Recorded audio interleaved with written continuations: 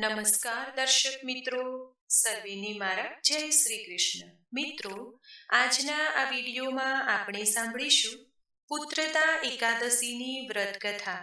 આ કથાને સાંભળવાથી અશ્વમેઘ યજ્ઞનું પુણ્ય પ્રાપ્ત થાય છે, સંતાન સુખની પ્રાપ્તિ થાય છે, પિતૃઓને પણ તૃપ્તિ પ્રાપ્ત થાય છે. આજના આ દિવસે પીપળાના વૃક્ષનું અને તુલસીજીનું પૂજન થાય છે. માતા તુલસીજી કે જે લક્ષ્મી સ્વરૂપા છે, તેમનું પૂજન કરીને બે પત્ર તોડીને શ્રી હરિ શ્રી નારાયણ શ્રી કૃષ્ણના ચરણોમાં સમર્પિત કરાય છે. આજે ભગવાન નારાયણના કોઈ પણ સ્વરૂપનું ધૂપ દીપ નૈવેદ્ય આદિથી પૂજન કરીને વિશેષ રૂપે ભગવાનને માખણ મિશ્રીનો ભોગ ધરાય છે. સિઝનના ફળફળાદીનો ભોગ ધરાય છે. માતા મહાલક્ષ્મીનું સ્મરણ થાય છે. આજના શુભ દિવસે ગાય માતાની સેવા કરવાથી, જરૂરિયાતમંદને દાન કરવાથી કહેવાય છે કે અનેક ગણો લાભ પ્રાપ્ત થાય છે, કારણ કે શુભ યોગથી સંપન્ન આ એકાદશી છે. જે ભક્તો આજના આ શુભ દિવસે ભગવાન શ્રી નારાયણના મંત્ર જાપ કરે છે, વિષ્ણુ સહસ્ત્ર નામ પાઠ કરે છે, ગીતાજીના પાઠ કરે છે, તેમને આ લોક તથા પરલોક સાર્થક થાય છે. ભગવાનનું મનથી હૃદયથી સ્મરણ કરીને આ એકાદશીના વ્રતની કથા પણ સંભળાય છે. મિત્રો, આજના આ વિડીયોમાં હવે આપણે સાંભળીશું પુત્રદા એકાદશીની વ્રત કથા. જો આજનો આ વિડીયો પસંદ આવે તો લાઈક કરજો, મિત્રો સાથે શેર કરજો. જો ચેનલને પહેલી જ વખત જોઈ રહ્યા છો તો સબસ્ક્રાઇબ કરી લેજો. કમેન્ટમાં ભગવાન શ્રી હરિ, ભગવાન શ્રી કૃષ્ણનું નામ જરૂરથી લખજો.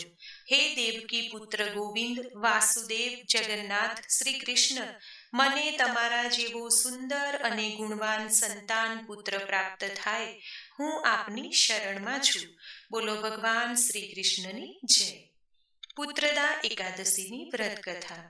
એક વખત અર્જુનને ભગવાન શ્રી કૃષ્ણને કહ્યું, હે પ્રભુ, પોષ માસના સુદ પક્ષની એકાદશીના વ્રત વિશે અમને સમજાવો. એ દિવસે કયા દેવનું પૂજન થાય છે તથા તેની વિધિ કઈ છે? શું ફળની પ્રાપ્તિ થાય છે? આ સાંભળીને ભગવાન શ્રી કૃષ્ણ અર્જુનને કહે છે, હે પાર્થ, પોષ માસના શુક્લ પક્ષની એકાદશીનું નામ પુત્રદા એકાદશી છે. આ વ્રતમાં નારાયણ ભગવાનની પૂજા કરવી. આના પુણ્યથી મનુષ્ય તપસ્વી, વિદ્વાન અને ધનવાન થાય છે. આ એકાદશીની એક કથા છે, તે તમે સાંભળો. ભદ્રાવતી નગરીમાં સુકેતુમાન નામના એક રાજા રાજ્ય કરતા હતા. તે નિઃસંતાન હતા. તેમની પત્નીનું નામ સૈવ્યા હતું. તે સદૈવ પુત્રહીન હોવાથી ચિંતિત રહેતી હતી, અને પુત્રહીન રાજાના પિતૃઓ રડી રડીને પિંડ લેતા હતા કે આ રાજા પછી અમને બીજું કોણ પિંડ આપશે. આ રાજાને પણ બંધુ બાંધવ, મંત્રી, મિત્ર, હાથી, ઘોડા આદિથી પણ સંતોષ ન હતો. એનું એકમાત્ર કારણ હતું સંતાનહીન હોવું. તે રાજા હંમેશા વિચાર કરતા કે મારા મર્યા પછી મને કોણ પિંડ આપશે. સંતાન વગર પિતૃઓ અને દેવતાઓથી ઋણમુક્ત થઈ શકાતું નથી. જે ઘરમાં સંતાન ન હોય ત્યાં સદૈવ અંધકાર રહે છે. એક દિવસ રાજાએ પોતાના શરીરનો ત્યાગ કરવાનો વિચાર કર્યો. ત્યારે પણ એમને એવો વિચાર આવ્યો કે આપઘાત કરવો એ મહાપાપ છે. રાજા આ રીતે વિચાર કરીને એક દિવસ છુપાઈને વનમાં ચાલ્યા ગયા. રાજા ઘોડા પર સવાર થઈને વનમાં પક્ષીઓ અને પશુઓને જોવા લાગ્યા. તેમને જોયું કે ત્યાં મૃગ, વાઘ, સુવર, સિંહ, વાનર, સર્પ આદિ ભ્રમણ કરતા હતા. હાથી પોતાના બાળકો અને હાથીનીઓની સાથે ફરતા હતા. રાજાએ વનમાં જોયું કે ક્યાંક શિયાળ કર્કશ અવાજ કરતા તો ક્યાંક મોર ધ્વનિ કરતા. વનના આ દ્રશ્યો જોઈને રાજાને વિચાર કરવામાં જ બપોર પડી ગઈ. રાજાને હવે ભૂખ અને તરસ લાગવા લાગી. તે વિચારવા લાગ્યા કે મેં અનેક યજ્ઞ કર્યા છે અને બ્રાહ્મણોને ભોજન કરાવ્યું છે, છતાં પણ મને આવું દુઃખ કેમ મળ્યું હશે. રાજા તરસના કારણે ખૂબ બેચેન થવા લાગ્યા અને પાણીની તલાશમાં આગળ વધ્યા. થોડા દૂર જવાથી તેમણે એક સરોવર જોયું. સરોવરમાં કમળ ખીલેલા હતા. ઋષિ મુનિઓના આશ્રમ બનેલા હતા. એ સમયે રાજાનું જમણું અંગ ફરકવા લાગ્યું. રાજા પ્રસન્ન થઈને સરોવરના કિનારે બેઠેલા મુનિઓને જોઈને ઘોડા પરથી ઉતર્યા અને દંડવત કરીને તેમને સન્મુખ બેસી ગયા. રાજાને જોઈને મુનીશ્વર બોલ્યા, હે રાજન, અમે તમારાથી ખૂબ જ પ્રસન્ન છીએ. તમે આ જગ્યાએ કેવી રીતે આવ્યા છો અને શું કામ અહીં આવ્યા છો તે કહો. મુનીશ્વરના પૂછવાથી રાજા બોલ્યા, હે મુનીશ્વર, તમે કોણ છો અને અહીં શા માટે પધાર્યા છો?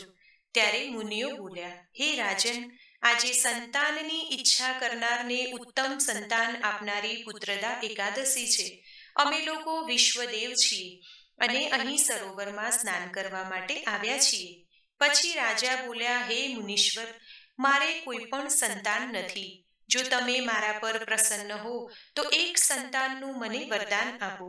ત્યારે મુનિ બોલ્યા, હે રાજન, આજે પુત્રદા એકાદશી છે અને તમે એનું વ્રત કરો. ભગવાનની કૃપાથી તમને અવશ્ય જ સંતાનની પ્રાપ્તિ થશે. મુનિઓના વચન અનુસાર રાજાએ એ દિવસે વ્રત કર્યું અને પારણા કર્યા અને મુનિઓને પ્રણામ કરીને પોતાના મહેલે પાછા ફર્યા.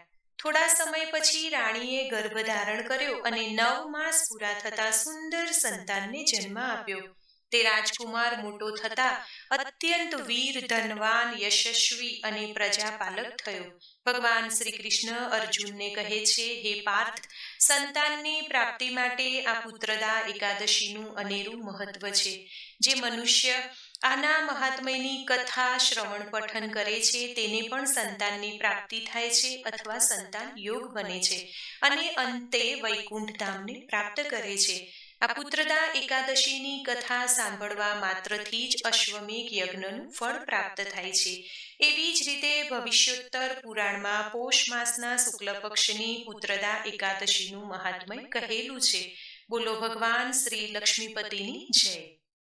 મિત્રો, આપણે સાંભળી પુત્રદા એકાદશીની વ્રતકથા, વ્રતવિધિ અને મહિમા. આજના દિવસે અમુક ઉપાયો કરવાથી પણ લાભ પ્રાપ્ત થાય છે. જેમ કે પોષ માસની આ એકાદશીના દિવસે તુલસી માતાજીની સામે શુદ્ધ ઘીનો દીપક પ્રગટાવીને માતા તુલસીની પાસે ગોળનો ભોગ લગાવવાથી લક્ષ્મી નારાયણની કૃપા પ્રાપ્ત થાય છે. કારણ કે ગોળ શેરડીમાંથી બને છે અને શેરડીના રસનો ભોગ માતાને ઘણો પ્રિય છે. આજના દિવસે તુલસી માતાજીની પાસે બેસીને 108 મંત્ર જાપ કરી શકાય છે. ઓમ તુલસીએ નમો નમઃ અથવા ઓમ વિષ્ણુ પ્રિયાય નમો નમઃ. આ રીતે મંત્ર બોલીને માતા તુલસીની સેવા પૂજા કરવાથી પણ ભગવાન નારાયણની કૃપા પ્રાપ્ત થાય છે.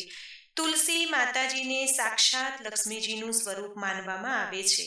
તો મિત્રો, તમને આજનો આ વિડીયો જરૂરથી પસંદ આવ્યો હશે. જો વિડીયો પસંદ આવ્યો હોય તો લાઈક કરજો, તમારા મિત્રો સાથે શેર કરજો, ચેનલને સબસ્ક્રાઇબ જરૂરથી કરજો, કોમેન્ટમાં જય શ્રી કૃષ્ણ જરૂરથી લખજો. ધન્યવાદ. સર્વેને મારા જય શ્રી કૃષ્ણ.